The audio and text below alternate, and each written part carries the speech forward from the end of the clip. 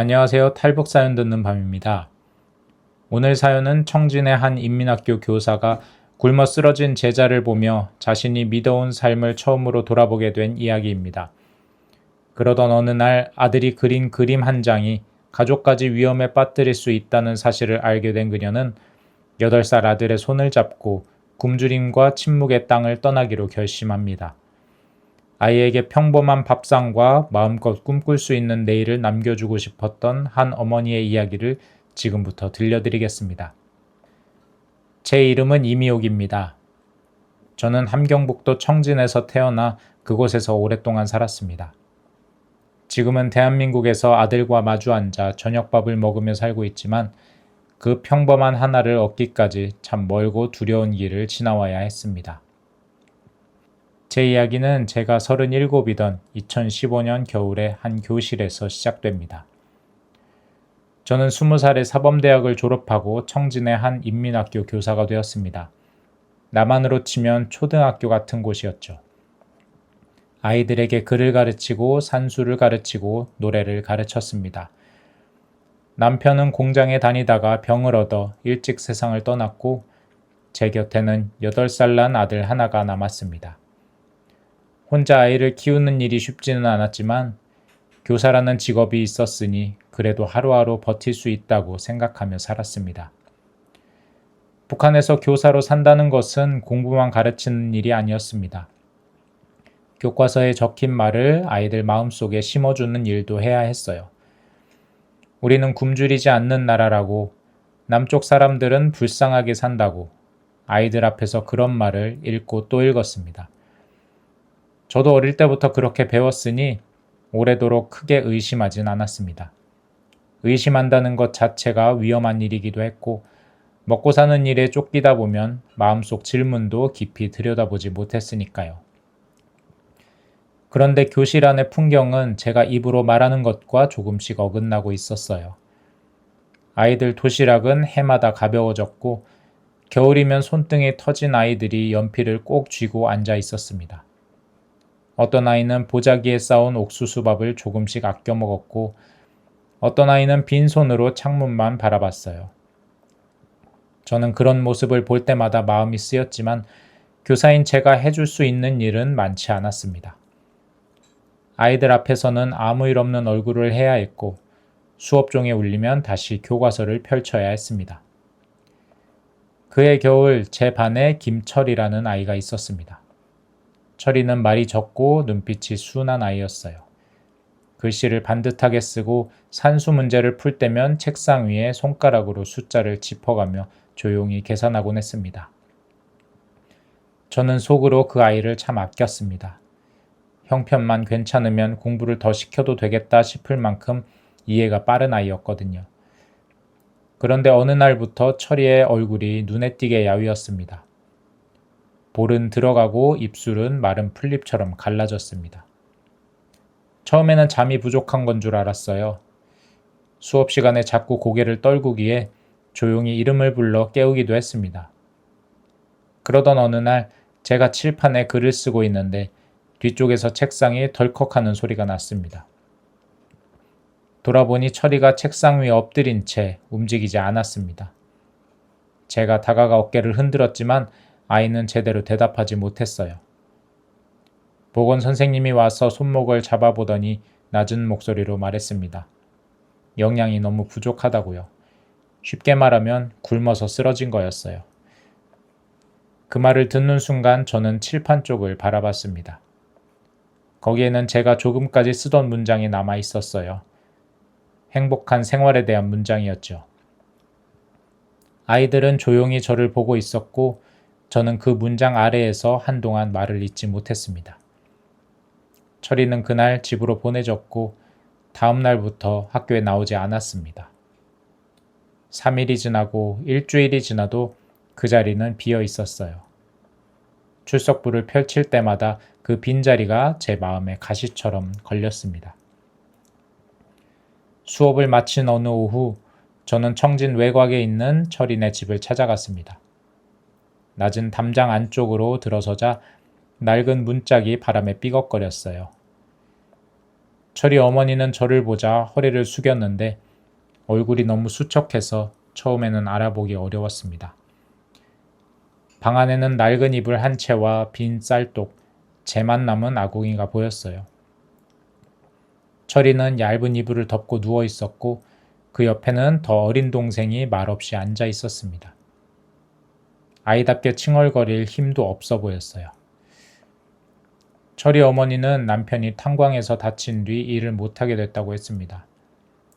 장마당에 내다 팔 물건도 남아있지 않고 아이를 학교에 보내고 싶어도 먹일 것이 없다고 했습니다. 그러면서 제게 죄송하다고 말했어요. 그 말을 듣는데 제가 차마 눈을 들 수가 없었습니다.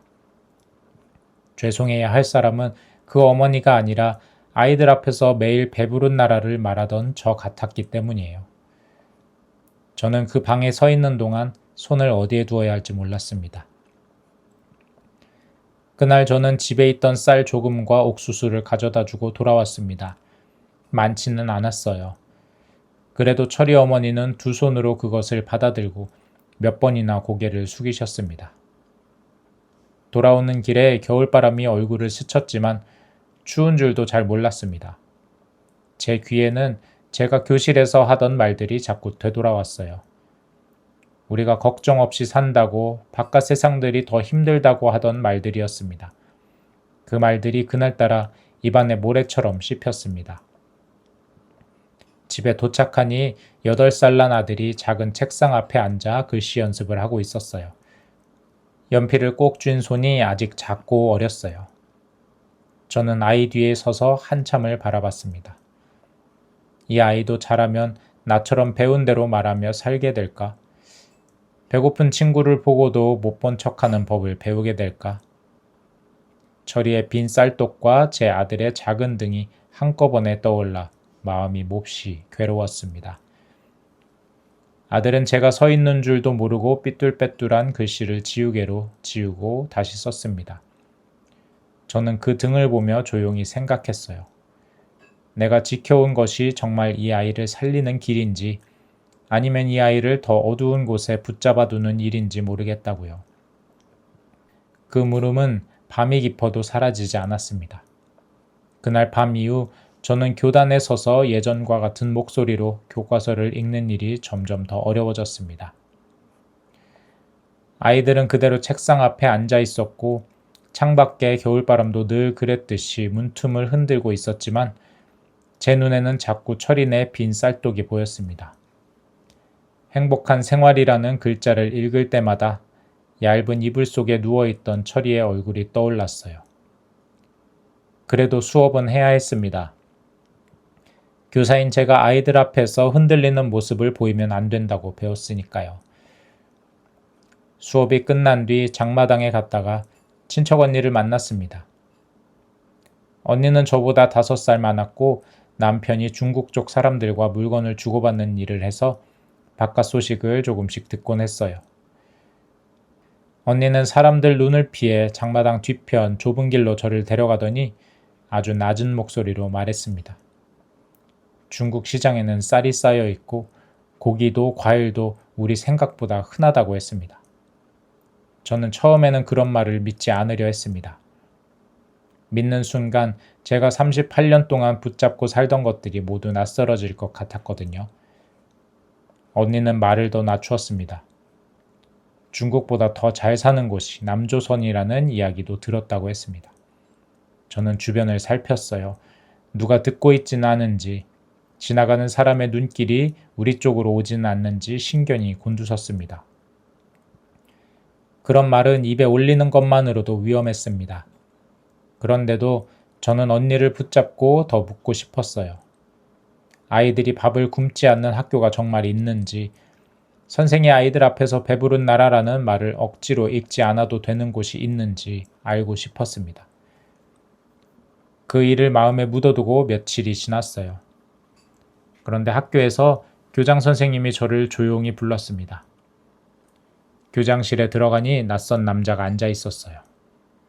군복은 아니었지만 말투와 눈빛만 봐도 보이 쪽 사람이라는 것을 알 수 있었습니다.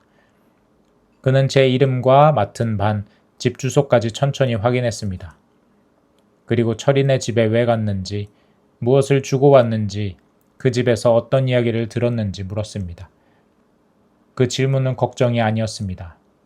그는 웃지도 않았고 화를 내지도 않았습니다. 다만 제가 대답할 때마다 제 얼굴을 오랫동안 보았습니다. 그러더니 교사는 아이들에게 쓸데없는 생각을 심어주면 안 된다고 했어요. 어려운 집 사정을 지나치게 들여다보는 것도 좋지 않다고 했습니다. 마지막에는 장마당에서 누구를 만나는 것도 조심하라는 말을 덧붙였습니다. 그 말을 듣는 순간 제 등줄기로 찬 기운이 내려왔어요. 저는 집으로 돌아오는 길에 자꾸 뒤를 돌아봤습니다. 누가 따라오는 것 같기도 하고 골목에 서 있는 사람이 저를 보는 것 같기도 했습니다. 철이네 쌀을 조금 가져다 준 일이 어떻게 학교 밖 사람 귀에 들어갔는지 알 수 없었어요. 더 무서운 것은 그들이 제가 장마당에서 누구와 만났는지도 알고 있는 듯 했다는 점이었습니다. 저는 그날 저녁 아들에게 평소보다 더 조용히 말했습니다. 밖에서는 집안 이야기를 아무에게도 하지 말라고요. 아이는 제 말을 잘 알아듣지 못했습니다. 8살 아이에게 어른들의 두려움을 다 설명할 수는 없었으니까요. 아이는 고개만 끄덕이고 다시 책가방을 챙겼습니다. 그런데 바로 그 작은 책가방 때문에 제 마음이 다시 철렁 내려앉는 일이 생겼습니다. 다음 날 오후 아들의 담임 선생님이 저를 학교로 부른 것입니다. 아들의 반에서는 그림 시간이 있었다고 했습니다. 주제는 행복한 우리 생활이었어요. 다른 아이들은 웃는 가족, 꽃이 핀 학교, 밥상이 놓인 방을 그렸다고 합니다. 그런데 제 아들은 종이 한가운데 빈 밥그릇을 그리고 옆에는 얇은 이불을 덮은 아이를 그렸습니다. 선생님이 왜 그런 그림을 그렸냐고 묻자 아이는 아무 뜻 없이 대답했다고 했어요. 엄마가 밥 없는 집에 쌀을 갖다 줬어요. 거기에 아이가 아팠거든요. 그 말을 들었을 때 저는 손끝이 차가워졌습니다. 아들은 거짓말을 한 건 아니었습니다. 제가 한 일을 보았고 들은 그대로 말했을 뿐이에요. 그러나 그곳에서는 아이의 순진한 말도 안전하지 않았습니다. 담임 선생님은 큰일은 아니게 넘겼다고 하면서도 앞으로는 집에서 보고 들은 일을 학교에서 말하지 않도록 주의시키라고 했습니다. 말은 부드러웠지만 그 속에는 분명한 경고가 들어 있었습니다. 집에 돌아와 아이 책가방을 열어보니 접힌 도화지가 들어 있었어요. 빈 밥그릇 옆에 누운 아이, 그리고 그 앞에 서 있는 여자가 삐뚤빼뚤하게 그려져 있었습니다. 아마 그 여자는 저였을 겁니다. 저는 그 그림을 한참 들여다보았어요. 제가 조심한다고 끝날 일이 아니었습니다. 제가 마음속으로 품기 시작한 의심, 철이네를 도왔던 일, 장마당에서 들은 말까지 언젠가는 아들의 입을 통해 밖으로 새어나갈 수 있었습니다. 그날 밤 저는 아들이 잠든 뒤에도 오래 앉아 있었어요. 아이의 책가방 옆에는 접힌 그림이 그대로 놓여 있었고 방 안에는 작은 숨소리만 들렸습니다. 저는 그 숨소리를 들으며 생각했어요. 이 땅에 남아있는 한 이 아이도 말 한마디 때문에 다칠 수 있겠구나. 배고픔만이 문제가 아니었습니다. 이제는 침묵하는 법까지 가르쳐야 하는 세상이라는 사실이 제 가슴을 무겁게 짓눌렀습니다. 그날부터 저는 아들이 학교에서 돌아오면 먼저 얼굴부터 살폈습니다. 혹시 선생님에게 또 혼난 일은 없는지, 친구들에게 무슨 말을 한 건 아닌지, 작은 표정 하나까지 신경이 쓰였어요. 아이는 제 마음을 알 리 없으니 책가방을 내려놓고 평소처럼 물을 마시고 숙제를 펼쳤습니다. 그런데 저는 그 평범한 모습조차 마음 편히 바라볼 수가 없었습니다. 밤이면 더 견디기 어려웠어요. 등잔불을 줄이고 누우면 창밖에서 지나가는 발소리까지 크게 들렸습니다. 누가 문을 두드릴 것 같았고 보이지도원이 다시 학교로 부를 것 같았습니다. 저는 자꾸 머릿속으로 같은 길을 오갔어요. 그냥 조용히 살면 괜찮지 않을까? 아무 말도 하지 않고 아무도 만나지 않고 아들에게도 입을 조심하라고 하면 버틸 수 있지 않을까? 하지만 그 생각 끝에는 늘 아들의 그림이 놓여 있었습니다. 빈 밥그릇과 얇은 이불을 그린 그 도화지가요. 저 혼자라면 참고 살 수도 있었을지 모릅니다. 이미 37년을 그렇게 살아왔으니까요. 배고픈 날도 있었고 하고 싶은 말을 삼킨 날도 많았습니다. 그러나 아들은 아직 8살이었어요. 아이에게 세상을 조심하라고 가르치는 것은 그 아이가 어른이 되도록 두려움부터 배우게 하는 일이었습니다. 저는 그게 싫었습니다.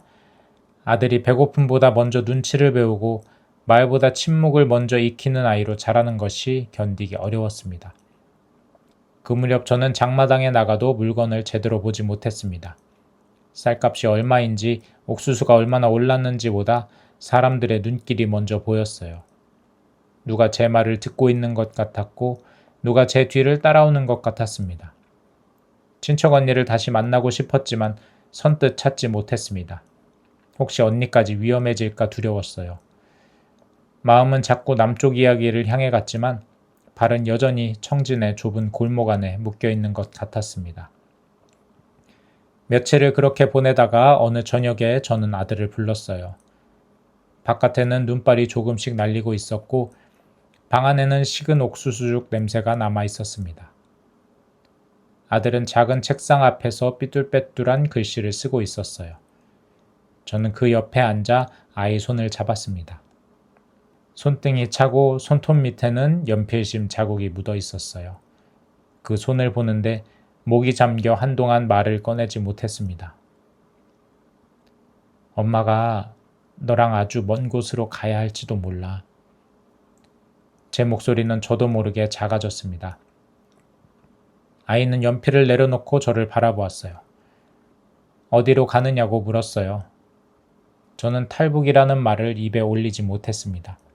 국경이라는 말도 붙잡히면 큰일 난다는 말도 할 수 없었어요. 8살 아이에게 그런 말을 다 안기는 것은 너무 잔인한 일 같았습니다. 그래서 저는 더 배고프지 않아도 되는 곳, 네가 마음 놓고 공부할 수 있는 곳을 찾아가려 한다고 말했습니다. 아들은 한참 동안 제 얼굴을 보았어요. 아마 제 말을 다 이해하지는 못했을 겁니다. 그래도 아이는 제 손을 꼭 잡고 말했습니다. 엄마도 같이 가는 거죠? 저는 그 말에 겨우 고개를 끄덕였습니다. 아이는 다시 말했습니다. 그럼 괜찮다고. 엄마랑 같이 가면 된다고 했습니다. 그 짧은 말이 제 가슴에 깊이 박혔어요. 저는 아이를 살리기 위해 떠나려 했지만 사실은 아이를 위험한 길 위에 세우려는 어머니이기도 했습니다. 그 죄책감이 너무 커서 아이를 바로 바라보기가 어려웠어요. 그날 밤 아들은 제 곁에서 잠들었습니다. 잠든 아이의 얼굴은 아직 너무 어렸어요. 입가에는 옥수수죽을 먹다 묻은 자국이 희미하게 남아 있었고 손은 이불 밖으로 조금 나와 있었습니다. 저는 그 손을 다시 이불 안으로 넣어 주었어요.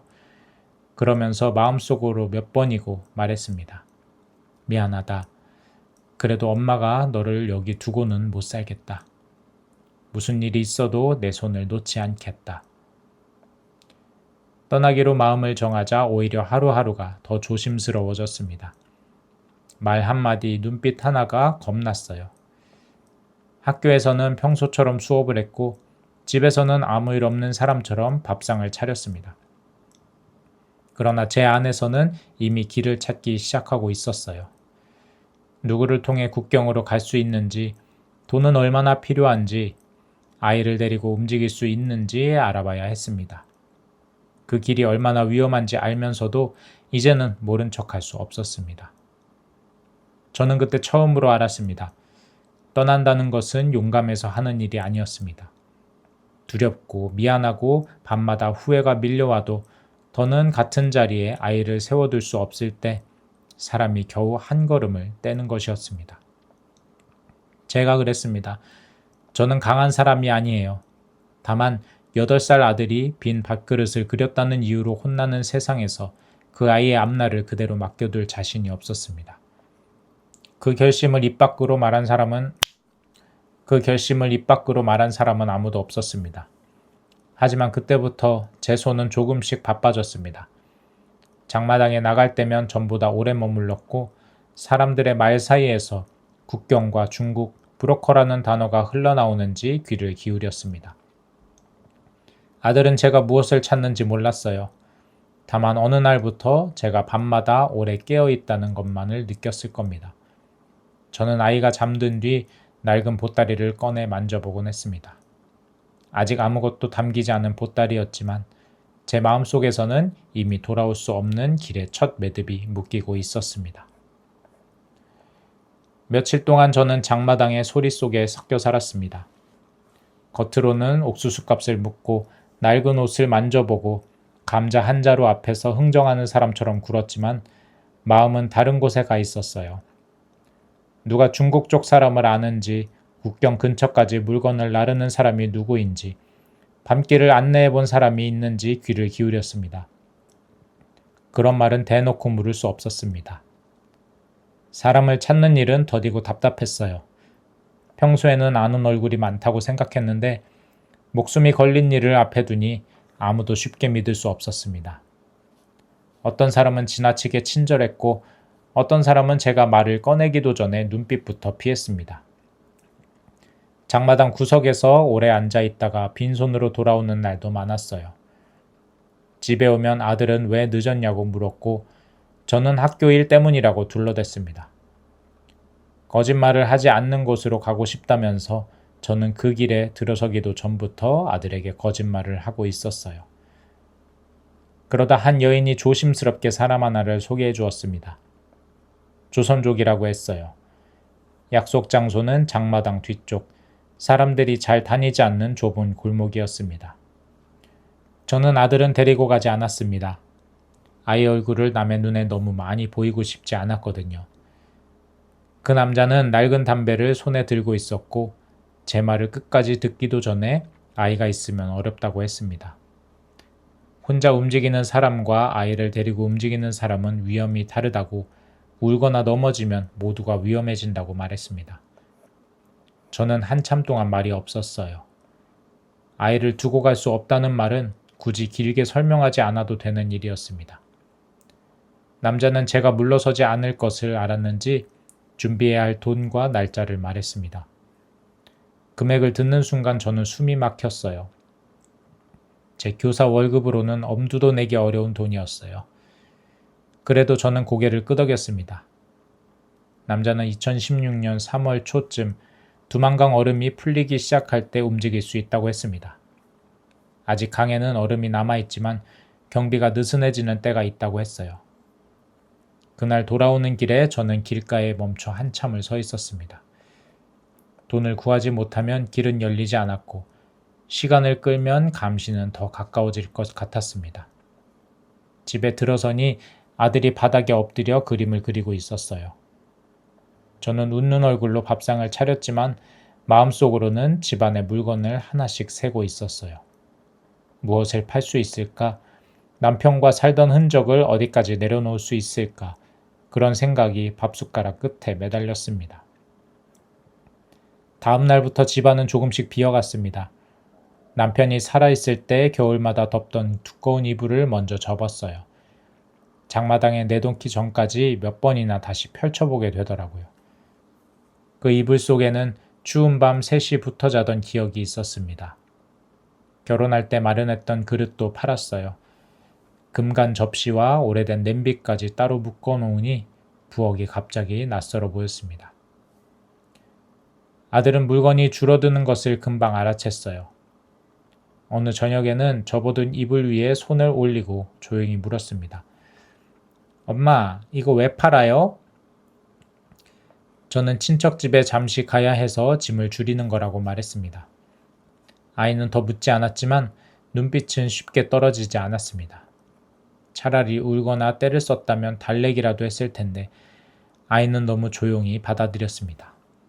돈을 모으는 동안에도 학교에는 나가야 했어요. 낮에는 아이들 앞에 서고 저녁에는 아는 집 아이들에게 글과 산수를 봐주었습니다. 돈 대신 쌀 몇 홉이나 감자 몇 알을 받을 때도 있었고 그것마저 다시 장마당에 내다 팔았습니다. 몸은 피곤했지만 쉬면 안 될 것 같았습니다. 멈추는 순간 제가 무엇을 하고 있는지 똑바로 보게 될까 봐 두려웠어요. 학교에는 몸이 좋지 않아 한동안 쉬어야 할 것 같다고 말했습니다. 교장 선생님은 제 얼굴을 오래 보더니 더 묻지 않았어요. 마지막 수업날 저는 평소처럼 출석을 부르고 칠판에 글을 썼습니다. 아이들은 제가 떠난다는 말을 듣고 노래를 불러주었어요. 익숙한 노래였지만 그날은 멀리서 들리는 것 같았습니다. 철이도 자리에 앉아 있었어요. 아직 얼굴은 수척했지만 눈을 마주치자 조용히 고개를 숙였습니다. 저는 아이들에게 오래 말하지 않았습니다. 좋은 사람이 되라거나 공부를 열심히 하라는 말도 입에서 잘 나오지 않았습니다. 제가 그 아이들에게 무엇을 제대로 가르쳤는지 자신이 없었기 때문이에요. 수업이 끝난 뒤 교실 문을 닫는데 손이 문 손잡이에서 쉽게 떨어지지 않았습니다. 그곳에서 저는 18년 가까이 아이들을 가르쳤고 마음에 오래 남을 짐도 얻었습니다. 집으로 돌아와 보니 방은 더 넓어진 것처럼 보였습니다. 물건이 줄어든 자리가 어둡게 남아 있었고 벽에는 못자국만 남았어요. 아들은 작은 책상 앞에서 숙제를 하고 있었습니다. 저는 저녁을 준비하려다 부엌 한쪽에 놓인 가족 사진을 집어들었습니다. 젊은 남편의 얼굴, 갓난아이였던 아들, 지금보다 훨씬 덜 지쳐 보이는 제 얼굴이 거기 있었습니다. 사진을 오래 보고 있으니 남편에게 미안하다는 생각이 들었습니다. 당신이 남겨준 집도 함께 쓰던 물건도 이제는 거의 다 떠나보냈다고요. 하지만 아이만은 데리고 가야겠다고 마음속으로 말했습니다. 그날 밤 저는 남은 옷가지를 조용히 접었어요. 출발 날짜가 완전히 다가온 것은 아니었지만 집은 이미 작별을 시작하고 있었습니다. 떠나는 일은 국경에서 시작되는 것이 아니라 살던 집을 조금씩 비워내는 순간부터 시작된다는 것을 그때 알았습니다. 출발 날짜가 가까워질수록 저는 집안에서 큰 소리를 내지 않으려고 애썼습니다. 물건이 줄어든 방은 작은 기침 소리까지 크게 울렸고 아들은 그런 저를 말없이 바라보곤 했어요. 전날 밤 저는 남은 옷가지 몇 벌과 비상약, 마른 강냉이 조금을 보따리에 넣었습니다. 마지막으로 가족 사진을 접어 안쪽 주머니에 넣었는데 그 얇은 종이 한 장이 이상하게도 제일 무겁게 느껴졌습니다. 잠든 아들의 얼굴을 보니 자꾸 마음이 약해졌어요. 아이는 이불 끝을 손에 쥐고 자고 있었습니다. 저는 그 손을 펴주려다가 멈췄어요. 내일이면 이 작은 손을 잡고 집을 나가야 한다는 생각에 숨이 막혔습니다. 그래도 물러설 순 없었습니다. 학교에서 그린 빈 밥그릇 그림, 보이지도 않는 눈빛, 철인의 방 안에 빈 쌀독이 차례로 떠올랐습니다. 제가 두려워서 멈추면 아들은 이곳에서 두려움을 배워가며 자라야 했기 때문이에요. 새벽 4시가 되기 전 저는 아들을 흔들어 깨웠습니다. 아이는 잠에 젖은 눈으로 저를 보다가 제가 내미는 옷을 조용히 입었습니다. 어디 가요? 하고 묻는 목소리가 너무 작아서 저는 대답 대신 목도리를 둘러주었습니다. 밖은 아직 깊은 밤 같았고 골목에는 개 짖는 소리 하나 없었습니다. 문을 닫기 전에 방안을 한번 보았어요. 낡은 밥상, 빈 벽, 아궁이 옆에 남은 제가 어둠 속에 가만히 있었습니다. 더 보면 발이 붙을 것 같아 저는 바로 고개를 돌렸습니다. 골목을 나설 때 아들의 손이 차가웠습니다. 저는 그 손을 제 품 안쪽으로 끌어당겨 잡았어요. 눈이 녹담한 길은 미끄러웠고 바람은 옷깃 사이로 파고들었습니다. 멀리서 자전거 바퀴 소리만 들려도 심장이 내려앉았어요. 누가 우리를 보았을까? 어느 집 창문 뒤에서 누가 지켜보고 있을까? 그런 생각이 발걸음을 자꾸 흐트러뜨렸어요. 아들은 말없이 제 옆을 따라 걸었습니다. 아이가 넘어질까봐 빨리 걷지도 못하고 늦어질까봐 천천히 걷지도 못했습니다. 약속 장소는 청진 외곽의 오래된 창고였습니다. 녹슨 철문 앞에 도착하니 안쪽에서 낮은 기침 소리가 들렸습니다. 문이 조금 열리고 브로커가 얼굴을 내밀었어요. 안에는 이미 중년 남자 1명과 젊은 여자 2명이 구석에 앉아 있었습니다. 모두 눈을 마주치지 않았어요. 서로의 이름도 묻지 않았습니다. 그저 각자 들고 온 작은 보따리와 떨리는 손만이 보였습니다. 브로컨은 시간을 재듯 손목시계를 내려다봤습니다. 그리고 우리에게 더 낮은 목소리로 말했습니다. 이제부터는 말하지 말라고. 아이가 울어도 입을 막아야 한다고 했습니다. 그 말을 들은 아들이 제 옷자락을 붙잡았습니다. 저는 아이 귀에 가까이 입을 대고 속삭였어요. 엄마 손만 잡고 있어. 무슨 일이 있어도 소리 내면 안 돼. 잠시 뒤 창고 뒤편으로 낡은 트럭이 들어왔습니다. 헤드라이트도 제대로 켜지 않은 차였어요.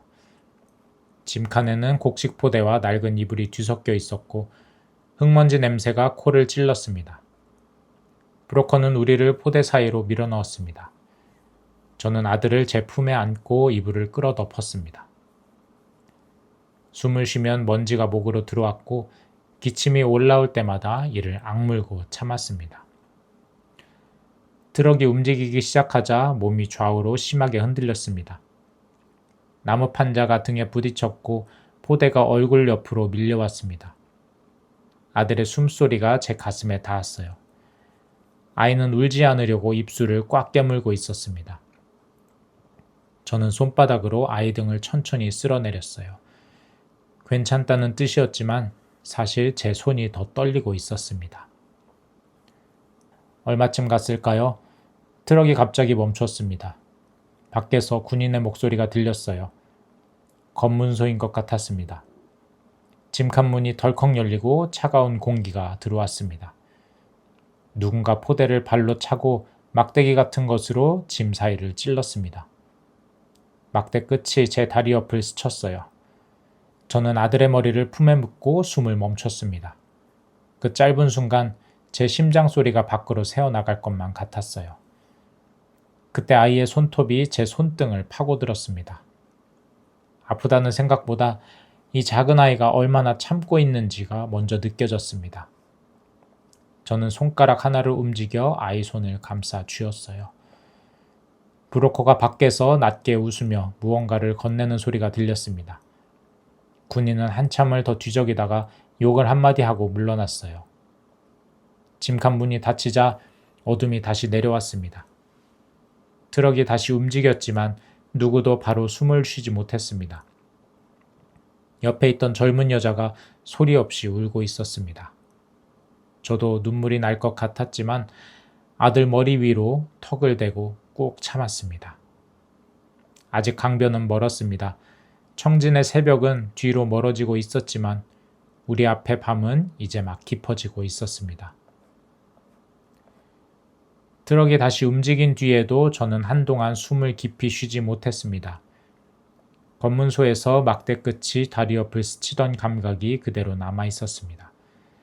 아들은 제 품 안에서 꼼짝도 하지 않았어요. 너무 조용해서 오히려 겁이 났습니다. 저는 이불 밑으로 손을 넣어 아이의 뺨을 살짝 만졌습니다. 차가운 뺨 위로 작은 숨결이 닿았어요. 아직 내 품 안에 있다는 사실을 하나로 겨우 정신을 붙들었습니다. 트럭은 한참을 더 달렸습니다. 길이 점점 험해지는지 바퀴가 돌에 부딪힐 때마다 몸이 튀어올랐고 곡식 포대가 우리 위로 쏟아질 듯 흔들렸습니다. 밖에서는 바람 소리와 엔진 소리만 들렸어요. 먼지 때문에 목이 타들어갔지만 물을 마실 수도 없었습니다. 아들은 제 옷자락을 쥐고 있었고 그 작은 손의 힘이 조금씩 약해지는 것이 느껴졌습니다. 트럭이 속도를 줄이더니 산길로 돌아섰습니다. 차가 멈추고 짐칸 문이 열렸을 때 차가운 밤 공기가 한꺼번에 밀려왔습니다. 브로커는 손짓으로 빨리 내리라고 했어요. 소리를 내면 안 된다는 뜻으로 입술에 손가락을 갖다 댔습니다. 우리는 포대 사이에서 하나씩 기어나왔습니다. 다리가 저려 제대로 서기 어려웠지만 누구도 앉아 쉴 순 없었습니다. 멀리 개 짖는 소리가 들렸고 산등성이 위로 희미한 불빛이 움직이고 있었습니다. 브로커는 좁은 산길로 우리를 몰았습니다. 눈이 녹다 얼어붙은 길이라 발을 디딜 때마다 미끄러웠어요. 아들은 몇 번이나 휘청거렸고 저는 그때마다 아이를 끌어안다시피 붙잡았습니다. 중년 남자는 숨을 거칠게 몰아쉬었고 젊은 여자 2명은 보따리를 가슴에 안은 채 따라왔습니다. 이름도 사연도 모르는 사람들이었지만 그 밤에는 서로의 숨소리만으로도 같은 처지라는 것을 알 수 있었습니다. 산길을 1시간쯤 걸었을 때 물 흐르는 소리가 들리기 시작했습니다. 처음에는 바람소리인 줄 알았어요. 그런데 걸음을 옮길수록 그 소리가 낮고 차갑게 귀에 들어왔습니다. 브로커가 손을 들어 멈추게 했습니다. 나무들 사이로 검은 강물이 보였어요. 두만강이었습니다. 제가 태어나 자란 땅과 다시는 돌아가지 못할지도 모르는 길 사이에 그 강이 놓여 있었습니다. 강가에는 아직 얼음이 남아 있었어요. 하지만 3월 초의 얼음은 겨울 한복판의 얼음과는 달랐습니다. 군데군데 검은 물이 드러나 있었고 발을 디디면 속이 빈 듯한 소리가 났습니다. 브로커는 얼음이 두꺼워 보이는 쪽으로만 밟으라고, 넘어져도 소리내지 말라고 했습니다. 아이는 강을 보자 제 손을 더 세게 잡았습니다. 저는 손가락이 아플 만큼 그 손을 마주 잡았어요. 먼저 브로커가 얼음 위로 내려갔습니다. 그 뒤를 중년 남자가 따랐고 젊은 여자들이 조심스럽게 발을 옮겼습니다. 저는 아들을 제 앞으로 세우고 아이 어깨를 잡은 채 한 걸음씩 나아갔습니다. 발밑에서 얼음이 작게 울었어요. 숨을 들이마실 때마다 찬 공기가 가슴을 찔렀습니다. 강 한가운데로 들어갈수록 뒤돌아보면 안 될 것 같았어요. 그때 뒤쪽 산비탈에서 고함 소리가 들렸습니다. 이어서 손전등 불빛이 흔들렸고 누군가 뛰어오는 발소리가 얼음 위까지 울렸습니다. 브로커가 낮게 욕을 삼키더니 손짓했습니다. 빨리 가라는 뜻이었어요. 저는 아들의 어깨를 밀며 걸음을 재촉했습니다. 아이가 겁에 질려 울음을 터뜨리려는 순간 저는 아이 입가에 손을 댔습니다. 제 손바닥 안에서 아이의 숨이 뜨겁게 떨렸습니다. 총성이 울린 것은 그 다음이었습니다. 밤공기를 찢는 소리가 강 위로 번졌어요. 총알이 우리 가까이 왔는지는 알 수 없었지만 얼음 어딘가에 딱딱한 파열음이 났습니다. 젊은 여자 1명이 낮게 비명을 삼켰고 중년 남자는 거의 기어가듯 앞으로 나아갔습니다. 저는 아들을 품으로 끌어당겼다가 다시 밀어냈어요. 멈추면 안 된다는 생각뿐이었거든요. 얼음이 갈라지는 소리가 났습니다. 제 오른발이 갑자기 아래로 빠지며 차가운 물이 발목을 덮쳤습니다. 온몸이 굳을 만큼 차가웠지만 저는 이를 악물고 발을 빼냈습니다. 아들이 뒤돌아보려 하자 저는 낮게 말했습니다. 앞만 봐. 엄마 손만 잡아. 강 건너편 둔덕이 가까워졌습니다. 브로커가 먼저 올라가 손짓했고 저는 마지막 힘을 다해 아들을 밀어 올렸습니다.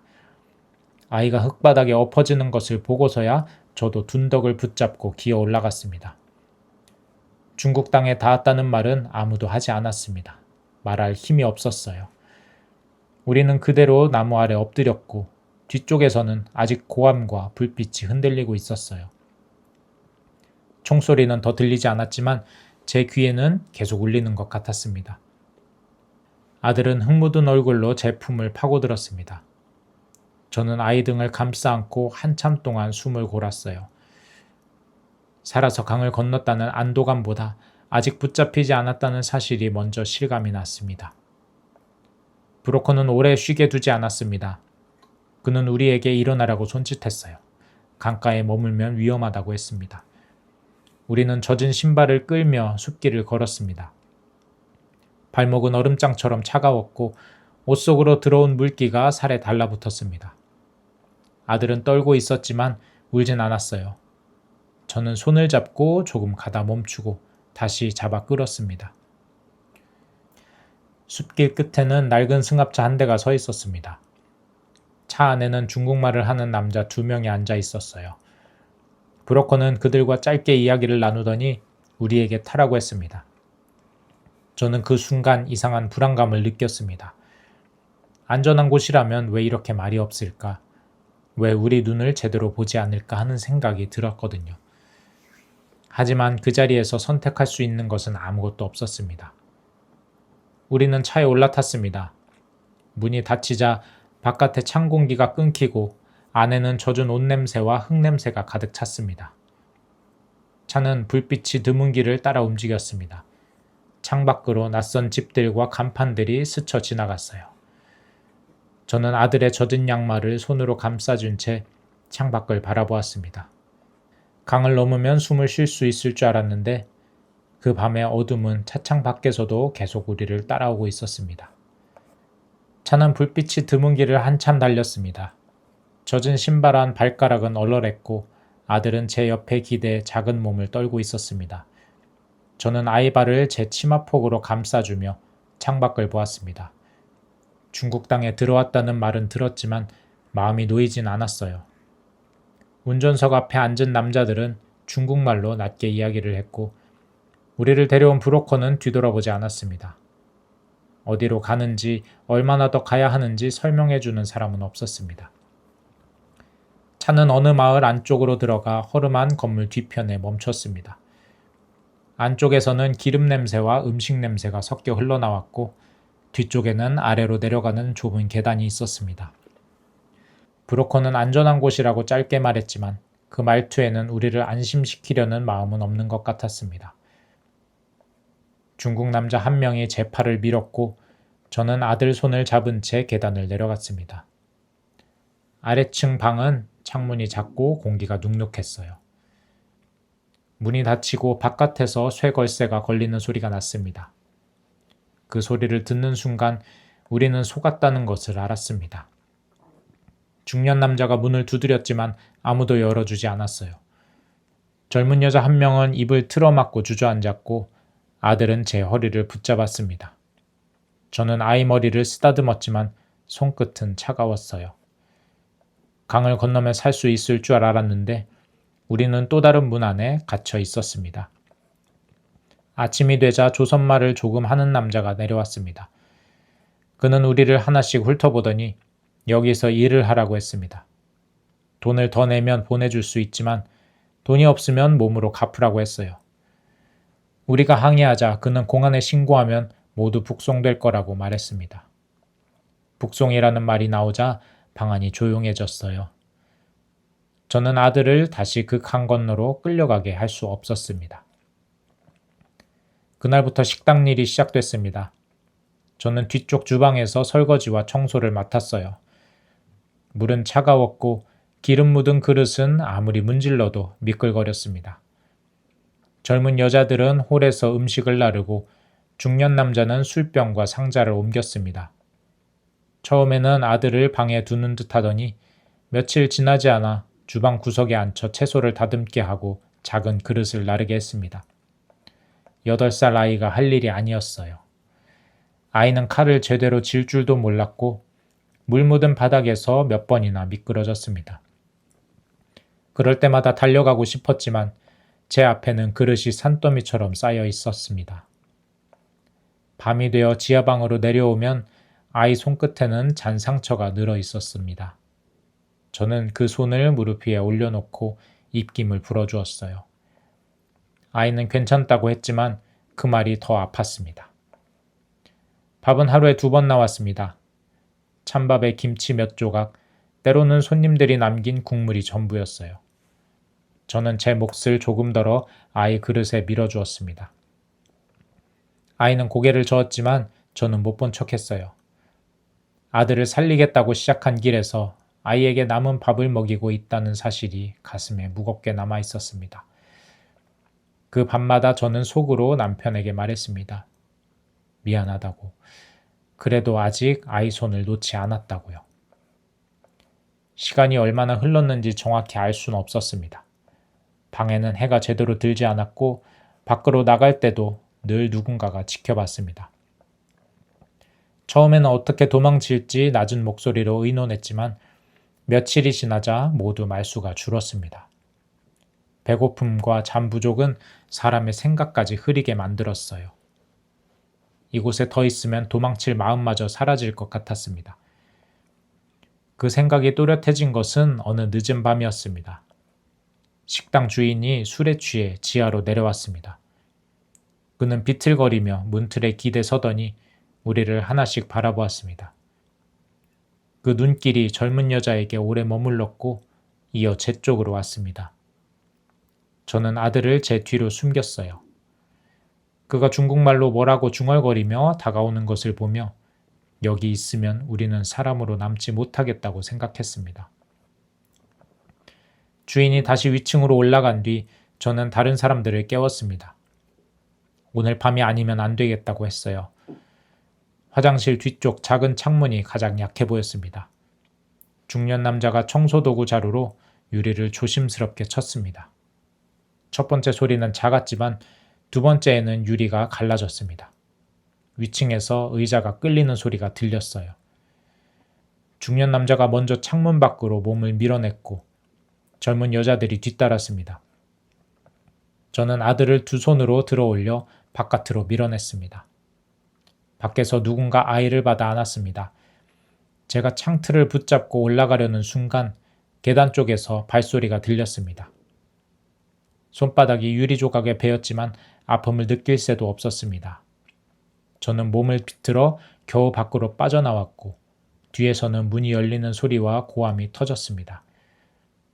우리는 골목으로 뛰었어요. 어디로 가야 하는지 아무도 몰랐습니다.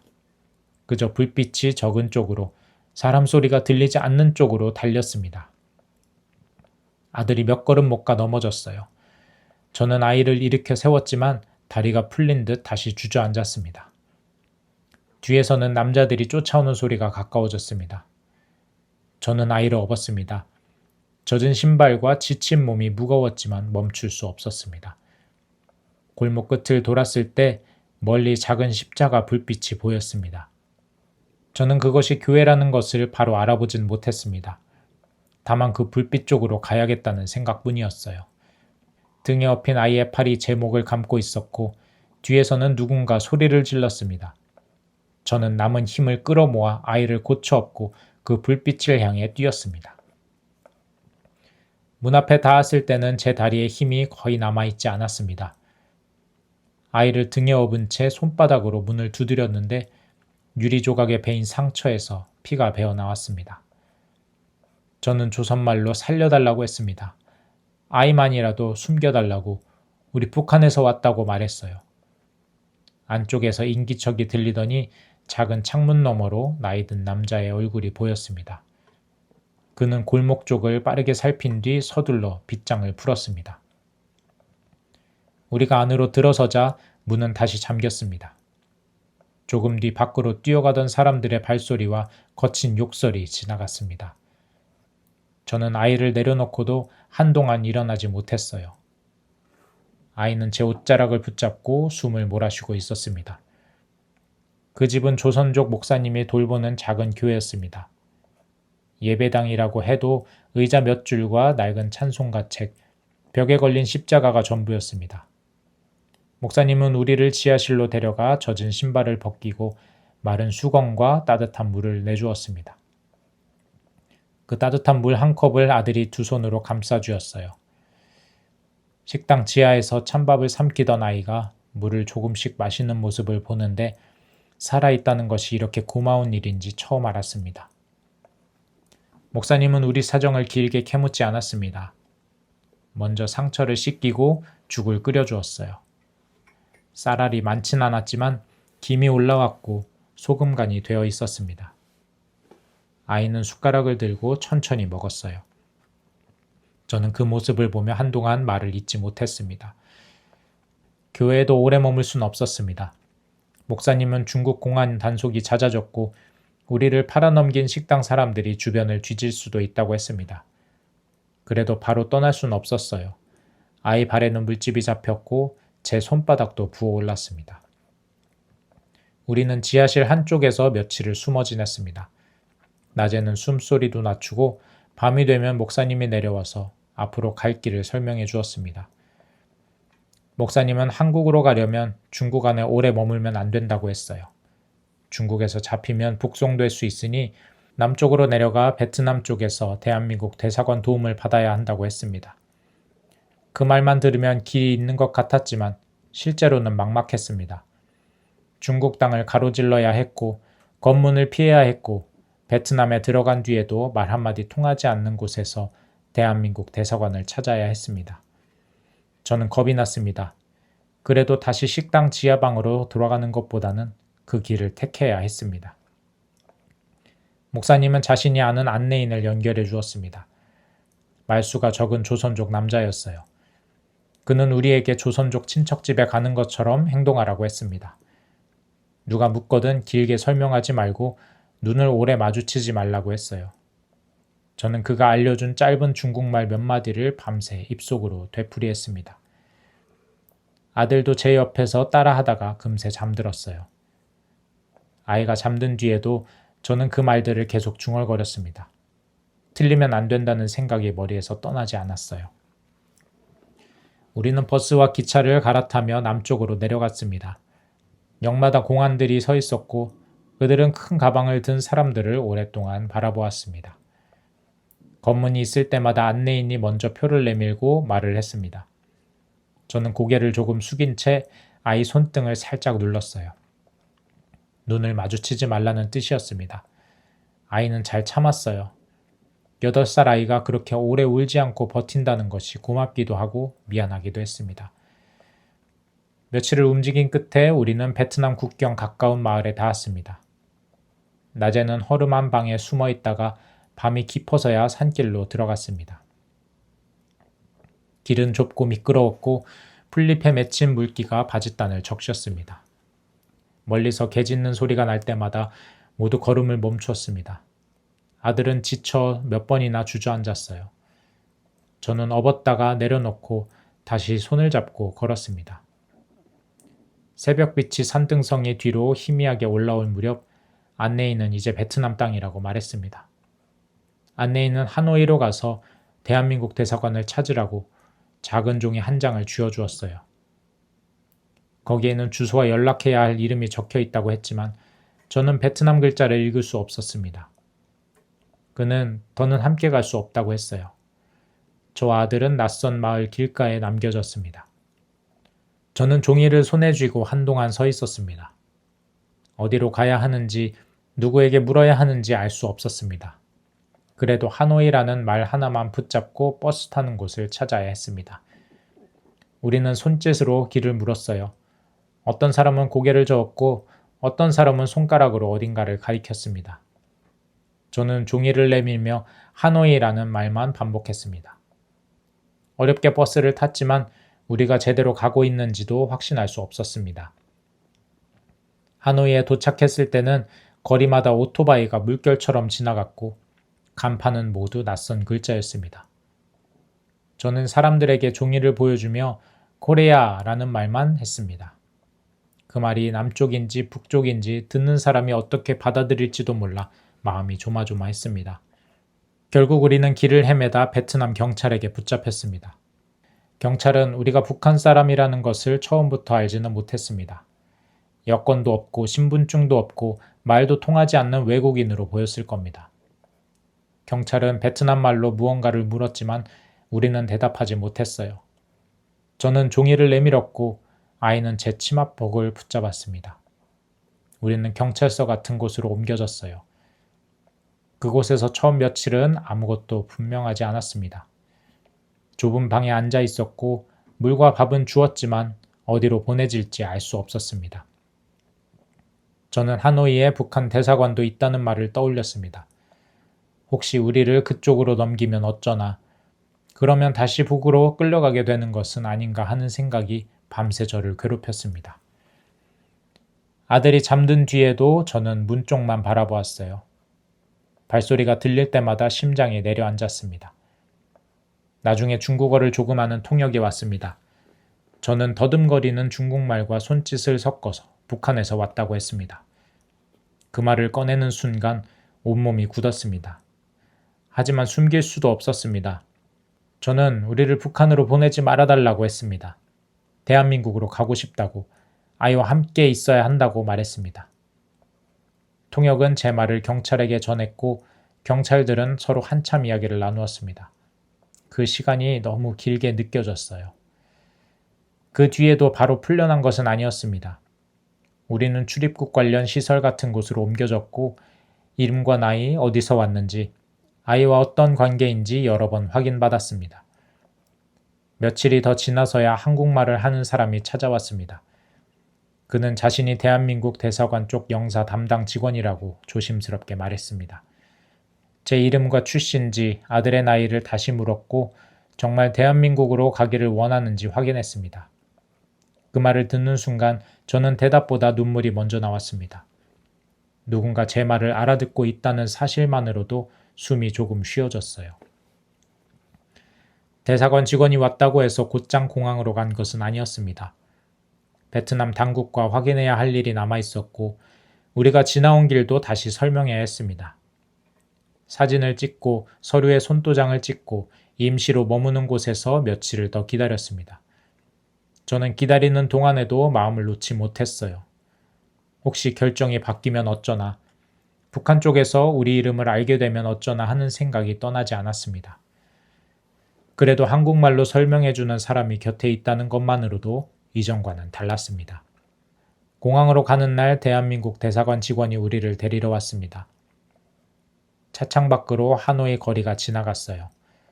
오토바이 소리와 사람들의 말소리가 섞여 있었지만 제 귀에는 직원이 건네준 한마디만이 남았습니다. 이제 인천으로 가신다고요. 공항 안에는 사람들이 너무 많아 아이 손을 손가락이 아플 만큼 꼭 잡았습니다. 직원은 출국 절차를 도와주었고 우리는 안내를 받아 비행기 안으로 들어갔습니다. 손에 쥔 비행기표에는 인천이라는 글자가 적혀 있었습니다. 아이는 좌석에 앉아서도 그 표를 한참 바라봤습니다. 비행기가 떠오르자 창밖으로 하노이 불빛이 작아졌습니다. 기내식으로 나온 밥과 반찬, 작은 과일을 본 아이는 숟가락을 들지도 못하고 제 얼굴만 바라봤습니다. 저는 천천히 먹으라고 말했습니다. 몇 시간을 날아 비행기가 내려앉을 때 창밖에는 끝없이 이어진 밝은 불빛이 보였습니다. 안내하던 사람이 조용히 말했어요. 인천공항이라고요. 저는 아이 손을 잡고 자리에서 일어났습니다. 우리는 그렇게 대한민국에 도착한 겁니다. 비행기 문이 열리고 인천공항에 밝은 공기가 들어왔을 때 저는 아들 손을 더 꼭 잡았습니다. 밖으로 나오자 안내하던 사람이 우리를 일반 입국자들이 가는 곳과 다른 통로로 데려갔습니다. 밤이었는데도 공항은 환했고 사람들은 빠른 걸음으로 각자 갈 곳을 찾아 움직였습니다. 아들은 커다란 유리창 너머로 멈추지 않고 지나가는 차들을 보며 말이 없어졌습니다. 저도 창밖을 보았지만 이제 정말 어디에 도착한 것인지 실감할 겨를이 없었습니다. 공항 밖에는 검은 승합차가 기다리고 있었습니다.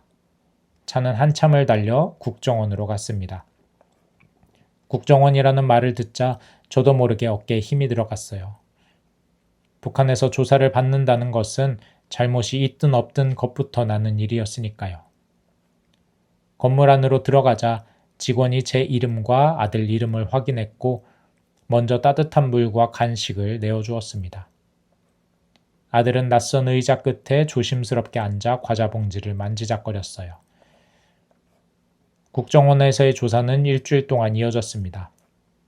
처음 이틀은 제가 북한에서 어떤 삶을 살았는지부터 차례로 묻는 시간이었어요. 청진에서 교사로 일한 일, 남편을 먼저 보낸 뒤 아들과 살아온 일, 철이네 집에 쌀을 가져다 주었던 일까지 말해야 했습니다.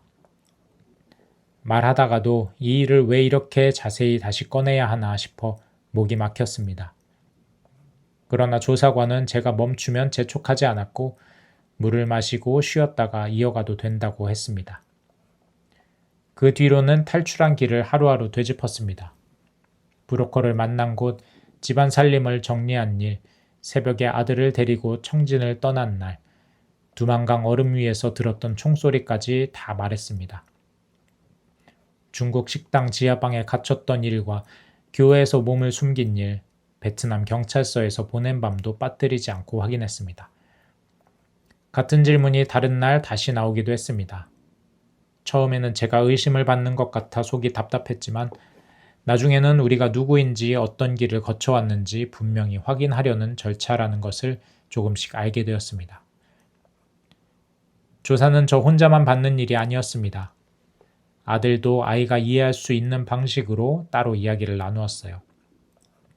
저는 그 시간마다 복도 의자에 앉아 문만 바라보았습니다. 아이가 혹시 겁을 먹진 않을까, 제가 없다고 울지 않을까 마음이 쓰였습니다. 그런데 면담을 마치고 나온 아들은 제게 와서 작은 목소리로 말했습니다. 엄마, 아저씨가 내가 힘들었겠다고 했어. 그 말을 듣는 순간 저는 아이 얼굴을 한참 들여다보았습니다. 누군가 아이에게 잘 버텼다고 말해준 것이 고맙고도 미안했습니다. 조사 5일째 되던 날 저는 처리 이야기를 하다가 더는 말을 잇지 못했습니다. 빈 쌀독과 차가운 이불, 아이가 쓰러졌던 교실 바닥이 한꺼번에 떠올랐기 때문이에요. 맞은편에 앉아있던 조사관이 제 앞으로 물컵을 밀어넣으며 조용히 말했습니다. 선생님, 천천히 말씀하셔도 됩니다. 중국에서는 이름 대신 일 시키는 목소리만 들었고 북한에서는 말 한마디가 누군가의 의심이 될까 두려웠습니다. 그런데 그곳에서는 누군가가 저를 선생님이라고 부르고 제가 숨을 고를 때까지 기다려주고 있었어요. 얼마 뒤 조사가 마무리되었다는 말을 들었습니다. 저와 아들은 하나원으로 옮겨갈 준비를 했습니다. 차가 담장 안으로 들어갈 때는 다시 갇히는 곳은 아닐까 마음이 조마조마했습니다. 하지만 하나원 방 안에는 침대 2개와 책상, 작은 옷장이 있었습니다. 아들은 침대 가장자리를 손으로 쓸어보다가 조심스럽게 누워보았습니다. 저는 그 모습을 보며 아이가 마지막으로 아무 걱정 없이 누웠던 날이 언제였는지 생각해 봤습니다. 하나원에서 보낸 약 3개월은 새 생활을 익히는 시간이었어요. 통장을 만들고 돈을 찾는 법, 교통카드를 찍고 버스를 타는 법, 병원에서 접수하고 약을 받는 법을 배웠습니다. 스마트폰으로 길을 찾고 필요한 물건을 검색하는 시간도 있었습니다. 처음에는 화면을 누르는 손끝이 자꾸 망설였지만 아들은 저보다 훨씬 빨랐습니다. 제 이름을 연락처에 넣고 사진을 찍어 보여주며 웃었습니다. 식당에서 여러 가지 반찬이 담긴 식판을 처음 받았을 때 아들은 고기 반찬을 가리키며 더 먹어도 되냐고 물었습니다. 직원은 먹고 싶은 만큼 가져가도 된다고 했어요. 저는 아들 접시에 반찬을 조금 더 담아주었습니다. 아이가 배부르게 밥을 먹고 저를 보며 웃는 모습을 보니 그제서야 저도 한 숟갈을 제대로 넘길 수 있었습니다. 하나원 수료가 가까워질수록 밖으로 나가는 일이 반갑기만 한 것은 아니었습니다. 일을 찾아야 하고 아들을 학교에 보내야 했습니다. 북한에서 교사였던 경력은 여기에서 바로 이어지기 어렵다는 설명도 들었습니다. 그래도 모르면 배우고 틀리면 다시 해볼 수 있다는 말은 제게 큰 위로가 되었습니다. 아들이 어느 날 한국 학교에 가면 친구가 생기겠느냐고 물었을 때 저는 아이 손을 잡고 말했습니다. 이제는 무엇을 하고 싶은지 말해도 되는 곳이라고요. 앞으로는 그 말을 지켜주며 살고 싶었습니다. 하나원 수료날 저와 아들은 배정받은 지역으로 가는 차에 올랐습니다. 창밖으로 낯선 도시가 지나갔고 저는 무릎 위에 올려둔 서류 봉투를 몇 번이나 만졌습니다. 그 안에는 우리가 살게 될 임대주택의 주소와 앞으로 도움을 받을 수 있는 기관의 연락처가 들어 있었습니다. 집 현관문을 열고 들어섰을 때 저는 한동안 불도 켜지 못했습니다. 누군가의 눈치를 보지 않고 문을 잠글 수 있는 곳, 아들과 제가 함께 돌아올 수 있는 곳이 생겼다는 사실이 낯설었습니다. 며칠 뒤 아들은 근처 초등학교에 다니기 시작했습니다. 처음에는 말투가 다르고 친구들이 하는 이야기를 알아듣지 못할까봐 걱정했습니다. 아침마다 교문 앞까지 데려다 주면서도 아이가 돌아보면 괜히 웃어 보였습니다. 그런데 어느 날 아들이 학교에서 받아온 종이를 제게 내밀었습니다.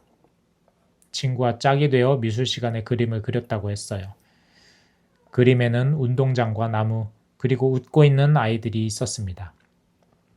예전처럼 빈 그릇이나 차가운 방이 아니라 아이가 스스로 고른 색으로 채운 그림이었습니다. 저는 처음 몇 달 동안 주민센터와 지원기관을 오가며 필요한 일을 배웠습니다.